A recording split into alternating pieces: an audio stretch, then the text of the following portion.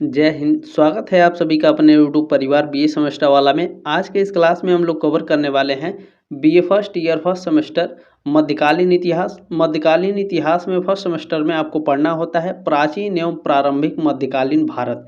इसमें आपको 1206 ईस्वी तक पढ़ना होता है शुरू से लेकर के। ठीक है, न्यू बैच आप लोगों का स्टार्ट हो गया है एग्जाम 2026-27 के लिए।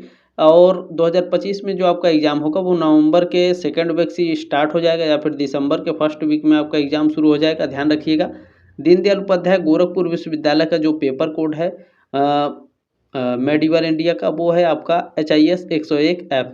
ठीक है ना, ध्यान रखिएगा। और ये जो क्लास है उत्तर प्रदेश में जितने भी यूनिवर्सिटी हैं और उससे अपलेटेड कॉलेज हैं सभी बच्चे इस क्लास को अटेंड कर सकते हैं। बिना देरी के चले क्लास को स्टार्ट करते हैं। इसमें देखें पहला क्वेश्चन आप लोगों से पूछा गया है वेदों की संख्या है। बहुत ही फेमस क्वेश्चन है ये, लगभग हर साल आता ही आता है। तो ध्यान रखिएगा इस क्वेश्चन को।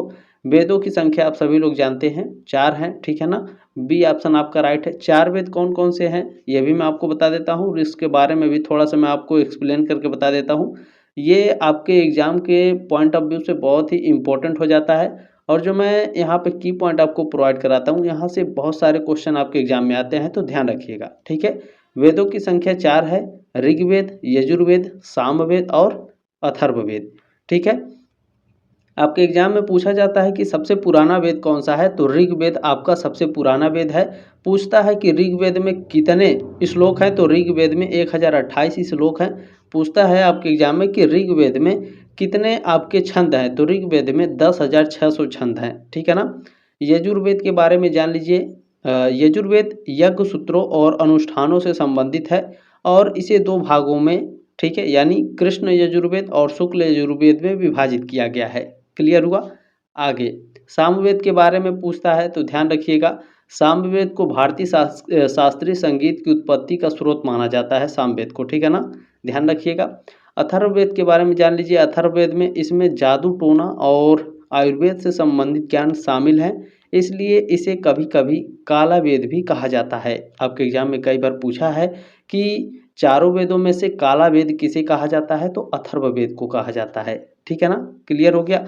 देखिए क्लास बहुत ही इम्पोर्टेंट है और इसे शेयर जरूर कर दीजिएगा अपने दोस्तों के साथ, लाइक जरूर कर दीजिएगा। पहली बार आए हैं तो सब्सक्राइब भी कर लीजिएगा। बहुत ही इम्पोर्टेंट है यह क्लास और बहुत ही इम्पोर्टेंट है ये चैनल। आप लोग जानते होंगे मैं प्रीवियस ईयर के क्वेश्चन पेपर भी आपको बिल्कुल फ्री में प्रोवाइड करा दूंगा पिछले 3 वर्षों के। ठीक है, ध्यान रखेंगे। चले नेक्स्ट क्वेश्चन है आर्यों की प्राचीनतम रचना है। आर्यों की प्राचीनतम रचना है ऋग्वेद। ये ऑप्शन आपका करेक्ट है। चले नेक्स्ट क्वेश्चन है ऋग्वेद के सूक्तों की संख्या है। ऋग्वेद के सूक्तों की संख्या 1028 है। देखें इसी तरीके से आपके एग्जाम में पूछा जाएगा। अभी ऊपर मैंने आपको की पॉइंट में पढ़ाया है। ठीक है ना। चलें नेक्स्ट क्वेश्चन 4 नंबर क्वेश्चन है कि ऋग्वेद में मंडलों की संख्या है। ऋग्वेद में मंडलों की संख्या 10 है। ठीक है, 10 मंडल है, ध्यान रखिएगा। ये ऑप्शन आपका करेक्ट है। नेक्स्ट क्वेश्चन देखें पूछा गया है कि प्रसिद्ध दशराग युद्ध किस नदी के तट पर लड़ा गया, तो यह लड़ा गया था रावी नदी के तट पर। ए ऑप्शन आपका राइट है। नेक्स्ट क्वेश्चन चलें देखिए पूछा गया है कि भारतीय संगीत का मूल जनक कहा जाता है। ऋग्वेद को, सामवेद को, यजुर्वेद को या फिर अथर्ववेद को। अभी ऊपर मैंने आपको पढ़ाया भारतीय संगीत का जनक किस वेद को कहा जाता है, सामवेद को। ठीक है, बी ऑप्शन आपका राइट है।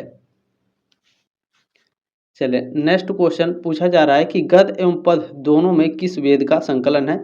गद्य और पद में दोनों में यजुर्वेद का संकलन होता है। सी ऑप्शन आपका करेक्ट है, राइट। चलिए नेक्स्ट क्वेश्चन देखेंगे। 8 नंबर पूछा गया है कि चारों वेदों को किस नाम से जाना जाता है। चारों वेदों को संहिता के नाम से जाना जाता है। ठीक है ना, चारों वेदों को किस नाम से जाना जाता है, संहिता के नाम से। सी ऑप्शन आपका राइट है क्वेश्चन नंबर 8 का। क्लियर हो गया। क्वेश्चन नंबर 9 देखें पूछा गया है कि उपनिषद पुस्तकें हैं। उपनिषद पुस्तकें दर्शन पर आधारित होती हैं। ठीक है ना, इसमें डी ऑप्शन आपका करेक्ट है। चलिए नेक्स्ट क्वेश्चन 10 नंबर क्वेश्चन आपसे पूछा गया है कि वैदिक काल में शिक्षा का मुख्य उद्देश्य क्या था। वैदिक काल में शिक्षा का मुख्य उद्देश्य होता था आध्यात्मिक उन्नति। ठीक है ना, सी ऑप्शन आपका करेक्ट है। चलिए नेक्स्ट क्वेश्चन क्या है, वैदिक काल में शिक्षा का मुख्य केंद्र था। वैदिक काल में शिक्षा का मुख्य केंद्र तक्षशिला विश्वविद्यालय था। ए ऑप्शन आपका राइट है। क्लियर हो गया। नेक्स्ट क्वेश्चन देखिए पूछा गया है कि वैदिक काल में शिक्षा का माध्यम कौन सी भाषा थी? संस्कृत, विशुद्ध संस्कृत, पाली भाषा थी या फिर अपभ्रंश? तो वैदिक काल में शिक्षा का जो माध्यम था वो संस्कृत भाषा था। और पूछता है कि बौद्ध काल में शिक्षा का माध्यम कौन सी भाषा थी? तो पाली भाषा थी। ठीक है ना, ध्यान रखिएगा, ये भी आपके एग्जाम में कई बार पूछ चुका है। नेक्स्ट क्वेश्चन देखें, पूछा गया है कि गुरुकुल में प्रवेश के समय कौन सा संस्कार होता था? पहले क्या होता था, गुरुकुल में पढ़ाई होती थी प्राचीन काल में, ठीक है ना। तो उस समय कौन सा संस्कार होता था प्रवेश के समय? जब एडमिशन होता था गुरुकुल में तो उस समय कौन सा संस्कार होता था? उपनयन संस्कार, उपसंपदा संस्कार या फिर समावर्तन संस्कार? तो गुरुकुल में जब बच्चे प्रवेश करते थे तो उस समय उपनयन संस्कार होता था। ए ऑप्शन आपका राइट है। चले नेक्स्ट क्वेश्चन है, गुरुकुल में क्षत्रिय वर्ग के बच्चों का प्रवेश होता था। गुरुकुल में जो क्षत्रिय वर्ग के बच्चे होते थे इनका प्रवेश 10 वर्ष की उम्र में होता था। बी ऑप्शन आपका राइट है। अब यहाँ पर थोड़ा सा की पॉइंट पढ़ लीजिएगा, यहाँ से कई सारे क्वेश्चन बनेंगे। गुरुकुल में क्षत्रिय वर्ग के बच्चों का प्रवेश 10 वर्ष की आयु में होता था।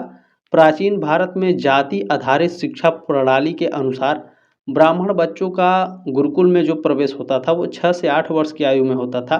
क्षत्रिय वर्ष के जो बच्चे होते थे 10 वर्ष की आयु में इनका प्रवेश होता था। और जो वैश्य बच्चे होते थे इनका 11 से 12 वर्ष की आयु में होता था। ठीक है, यह आयु वर्ग बच्चों के शिक्षार्थ गुरुकुल में प्रवेश के लिए मान्य माना जाता था ताकि वे शिक्षा प्रारंभ कर सके। क्लियर हो गया। चलें नेक्स्ट क्वेश्चन देखिए, पूछा गया है बौद्ध शिक्षा का मुख्य उद्देश्य क्या है? बौद्ध शिक्षा का मुख्य उद्देश्य निर्वाण की प्राप्ति है। ए ऑप्शन आपका करेक्ट है। चले नेक्स्ट क्वेश्चन देखेंगे, पूछा गया है कि मौर्य काल में शिक्षा का सर्वाधिक प्रसिद्ध केंद्र था। मौर्य काल में शिक्षा का सर्वाधिक प्रसिद्ध केंद्र तक्षशिला विश्वविद्यालय था। सी ऑप्शन आपका करेक्ट है। चले नेक्स्ट क्वेश्चन पूछा गया है कि कौन सा कर, कर यानी टैक्स, तो कौन सा टैक्स राजा को उपहार स्वरूप प्राप्त होता था? तो राजा को बलि के रूप में टैक्स उपहार स्वरूप दिया जाता था। ठीक है ना, बी ऑप्शन आपका राइट है। क्लियर हो गया। नेक्स्ट क्वेश्चन देखें, पूछा गया है कि सांख्य दर्शन प्रतिपादित किया गया है। सांख्य दर्शन कपिल मुनि द्वारा प्रतिपादित किया गया है। सी ऑप्शन आपका करेक्ट है। और देखें नेक्स्ट मंथ से आप लोगों के लिए मैं क्वेश्चन पेपर लाना शुरू कर दूंगा, तो बने रहिएगा आप सभी लोग। ठीक है ना। देखिए कालिदास का प्रथम नाटक कौन सा है? कालिदास का प्रथम नाटक है मालविका अग्निमित्रम। बी ऑप्शन आपका करेक्ट है। इसमें नेक्स्ट क्वेश्चन पूछा गया है कि रासतरंगिणी पुस्तक में कुल श्लोकों की संख्या कितनी है? रासतरंगिणी पुस्तक में कुल श्लोकों की संख्या लगभग 8000 है। ठीक है, ध्यान रखिएगा। नेक्स्ट क्वेश्चन चले देखते हैं। पूछा गया है आपसे कि रासतरंगिणी पुस्तक लिखी गई कश्मीर में, दिल्ली में, बंगाल में? कश्मीर में लिखी गई। ए ऑप्शन आपका राइट है। नेक्स्ट क्वेश्चन देखते हैं 22 नंबर। पूछा गया कि भारत का प्रथम आधुनिक स्वदेशी इतिहासकार माना जाता है। किसे माना जाता है? भंडारकर को। ए ऑप्शन आपका राइट है। चले नेक्स्ट क्वेश्चन पूछा गया है कि भारत में हिंदुत्व शब्द किसने गढ़ा? भारत में हिंदुत्व शब्द को गढ़ा था वीर सावरकर ने। ठीक है ना, बी ऑप्शन आपका राइट है। इसमें नेक्स्ट क्वेश्चन पूछा गया है, देखें कौन सा इतिहासकार ईस्ट इंडिया कंपनी का कर्मचारी था? तो भंडारकर भी नहीं थे, जदुनाथ सरकार भी नहीं थे और आरसी मजूमदार भी नहीं थे। जो मैक्स मुलर थे ये एक इतिहासकार भी थे और ईस्ट इंडिया कंपनी के क्या थे? कर्मचारी भी थे। ठीक है ना, सी ऑप्शन आपका राइट है 24 का। क्लियर हो गया। चलिए नेक्स्ट क्वेश्चन पूछा गया है कि विनायक दामोदर सावरकर पैदा हुए थे उत्तर प्रदेश में, बिहार में, बंगाल में या महाराष्ट्र में? विनायक दामोदर सावरकर ये पैदा हुए थे महाराष्ट्र में। कब हुए थे ये भी आपके एग्जाम में पूछ सकता है, तो ध्यान रखना है आपको। विनायक दामोदर सावरकर महाराष्ट्र में पैदा हुए थे। उनका जन्म 28 मई 1883 को महाराष्ट्र के नासिक जिले के भागुर गांव में हुआ था। ठीक है ना। चलें नेक्स्ट क्वेश्चन देखें, दी स्ट्रगल फॉर एम्पायर पुस्तक के लेखक हैं। इस बुक को लिखा है आरसी मजूमदार ने। सी ऑप्शन आपका करेक्ट है। चले नेक्स्ट क्वेश्चन है, fall of the Mughal empire पुस्तक किसने लिखी? इस बुक को लिखा है जगन्नाथ सरकार ने। बी ऑप्शन आपका राइट है। चले नेक्स्ट क्वेश्चन पूछा जा रहा है कि सत्यमेव जयते शब्द कहाँ से लिया गया है। सत्यमेव जयते शब्द मुंडक उपनिषद से लिया गया है। डी ऑप्शन आपका राइट है। चले नेक्स्ट क्वेश्चन है, निम्नलिखित में से कौन सा वेद सबसे प्राचीन है। तो देखें इसमें ऋग्वेद सबसे प्राचीन है। सी ऑप्शन आपका राइट है। नेक्स्ट क्वेश्चन देखें, पूछा गया है कि रास्तरंगिणी का लेखक कौन था। रास्तरंगिणी पुस्तक के लेखक कल्याण है। सी ऑप्शन आपका राइट है। सॉरी, ऑप्शन नंबर 1 करेक्ट है आपका, ठीक है ना। चलें नेक्स्ट क्वेश्चन, पूछा गया है कि पृथ्वीराज रासो के रचयिता कौन थे। तो चंद्र बरदाई पृथ्वीराज रासो के रचयिता हैं। बी ऑप्शन आपका राइट है। नेक्स्ट क्वेश्चन है कि पुराणों के रचयिता माने जाते हैं। पुराणों के रचयिता लोमार्स और उग्रश्रवा माने जाते हैं। बी ऑप्शन आपका राइट है। चलें ठीक है ना। नेक्स्ट क्वेश्चन है कि प्रबंध चिंतामणि के लेखक थे। प्रबंध चिंतामणि के लेखक मेरुतुंग थे। ये ऑप्शन आपका करेक्ट है। नेक्स्ट क्वेश्चन देखें, पूछा गया है कि पुराणों की संख्या है। हमारे कुल 18 पुराण हैं। बी ऑप्शन आपका करेक्ट है। नेक्स्ट क्वेश्चन 35 नंबर, पूछा गया है कि भारत में प्राचीनतम सिक्के हैं। आहत सिक्के भारत में प्राचीनतम सिक्के हैं। ये ऑप्शन आपका राइट है। क्लियर हो गया।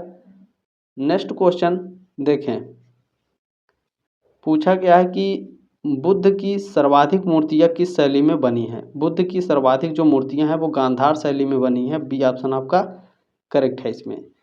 अच्छा ध्यान दीजिएगा, बुद्ध की सर्वाधिक मूर्तियाँ गांधार शैली में निर्मित हुई थी।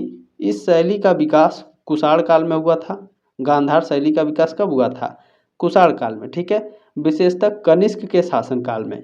गांधार कला में यूनानी यानी ग्रीक प्रभाव स्पष्ट दिखाई देता है। मूर्तियों में यथार्थता, भावाभिव्यक्ति और वस्त्रों की तहों का सूक्ष्म चित्रण मिलता है। क्लियर हो गया। चलें नेक्स्ट क्वेश्चन है, शिखर का प्रथम प्रयोग हुआ।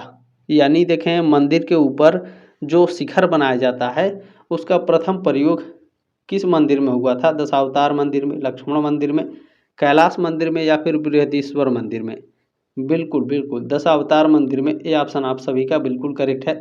चलें नेक्स्ट क्वेश्चन देखें, पूछा गया है कि एलोरा का प्रसिद्ध कैलाश मंदिर किसने बनवाया। एलोरा का प्रसिद्ध कैलाश मंदिर बनवाया था कृष्ण प्रथम ने। अच्छा कभी कभी कृष्ण प्रथम ऐसे लिख करके आता है प्रथम, ठीक है, तो ध्यान रखिएगा। चले ये ऑप्शन आपका राइट है। देखें एलोरा का प्रसिद्ध कैलाश मंदिर कृष्ण प्रथम ने बनवाया था। उन्होंने 8वीं शताब्दी में राष्ट्रकूट वंश के राजा के रूप में इस मंदिर का निर्माण करवाया था। क्लियर हो गया। चलें नेक्स्ट क्वेश्चन है, भारत में सर्वप्रथम यानी भारत में सबसे पहले सोने के सिक्के जारी किए थे। किसने जारी किए थे? हिंद यवनों ने। ये ऑप्शन आपका राइट है। नेक्स्ट क्वेश्चन है, भारत में सर्वाधिक सोने के सिक्के जारी किए। भारत में सबसे ज़्यादा सोने के जो सिक्के हैं वो जारी किए थे गुप्त वंश के शासकों ने, ठीक है। बी ऑप्शन आपका राइट है। चले नेक्स्ट क्वेश्चन आप सभी से पूछा जा रहा है कि भारत में शीशे के सिक्के जारी किए थे। भारत में शीशे के सिक्के सातवाहनों ने जारी किए थे। सी ऑप्शन आपका राइट है। चले नेक्स्ट क्वेश्चन है, एलोरा के गुफा चित्र संबंधित है। एलोरा के गुफा चित्र हिंदू, बौद्ध और जैन इन तीनों धर्मों से संबंधित है। डी ऑप्शन आपका राइट है। नेक्स्ट क्वेश्चन है कि गुप्त काल में मूर्ति कला के प्रमुख केंद्र थे। गुप्त काल में मूर्ति कला के प्रमुख केंद्र मथुरा, सारनाथ और पाटलिपुत्र ये सभी थे। तो डी ऑप्शन आपका करेक्ट हो जाएगा। नेक्स्ट क्वेश्चन देखें, पूछा गया है कि मरणासन राजकुमारी अजंता के किस गुफा में चित्रित हैं। तो यह गुफा नंबर 16 में चित्रित है। सी ऑप्शन आपका राइट है। क्लियर हो गया। चले नेक्स्ट क्वेश्चन है कि मोहनजोदड़ो संबंधित है। मोहनजोदड़ो सिंधु घाटी सभ्यता से संबंधित है। डी ऑप्शन आपका करेक्ट है।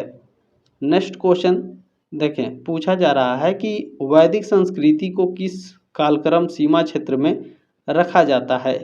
तो आदि इतिहास काल में रखा जाता है। डी ऑप्शन आपका राइट है। चले आगे आप लोग देखने का प्रयास कीजिएगा। वैदिक संस्कृति उस काल में आती है जब मानव समाज लेखन कला से परिचित होने लगा था, परंतु संगठित ऐतिहासिक प्रमाण यानी लिखित इतिहास पूरी तरह विकसित नहीं हुए थे। इसलिए वैदिक काल को आदि इतिहास काल यानी प्रोटो हिस्टोरिक पीरियड कहा जाता है। क्लियर हो गया। चलिए नेक्स्ट क्वेश्चन है कि भारत में सबसे प्राचीन अभिलेख किसके हैं? भारत में सबसे प्राचीन अभिलेख सम्राट अशोक के हैं। सी ऑप्शन आपका राइट है। नेक्स्ट क्वेश्चन है कि निजी अभिलेखों की संख्या किस भाषा में अधिक है? निजी अभिलेखों की संख्या प्राकृत भाषा में सबसे अधिक है। ए ऑप्शन आपका राइट है। क्लियर हो गया? यहाँ पे की पॉइंट पढ़ेंगे तो आपके जो डाउट हैं वो बहुत जल्दी क्लियर होंगे और कुछ चीज़ें अच्छे से समझ में आएंगी। ध्यान दीजिएगा। भारत में प्राप्त अधिकांश निजी अभिलेख यानी प्राइवेट जो इंस्क्रिप्शंस हैं, जैसे दान पत्र, भूमि लेख, वाणिज्यिक अभिलेख आदि प्राकृतिक भाषा में लिखे गए हैं। विशेषकर मौर्य वंश एवं शुंग काल से लेकर गुप्त काल तक प्राकृत भाषा अभिलेखों की प्रमुख भाषा रही है। संस्कृत का प्रयोग बाद के शासकीय अभिलेखों में अधिक हुआ है। ठीक है ना? क्लियर हो गया? चलें, नेक्स्ट क्वेश्चन पूछा गया है कि हिंद यमन शासकों के इतिहास की जानकारी मिलती है किसमें? सिक्कों से प्राप्त होती है। हिंद यमन शासकों के इतिहास की जानकारी किससे मिलती है? सिक्कों से। ठीक है ना? क्लियर हो गया? बी ऑप्शन आपका राइट है। नेक्स्ट क्वेश्चन है कि चित्रित धूसर मृदभांड संस्कृति किस काल से संबंधित है? तो यह आपका उत्तर वैदिक काल से संबंधित है। बी ऑप्शन आपका राइट है क्वेश्चन नंबर 50 का। बाकी क्लास कैसी लगी कमेंट के माध्यम से अपनी राय कमेंट बॉक्स में जरूर रखिएगा। जल्द मिलेंगे आपके नेक्स्ट क्लास में, तब तक के लिए जय हिंद, वंदे मातरम।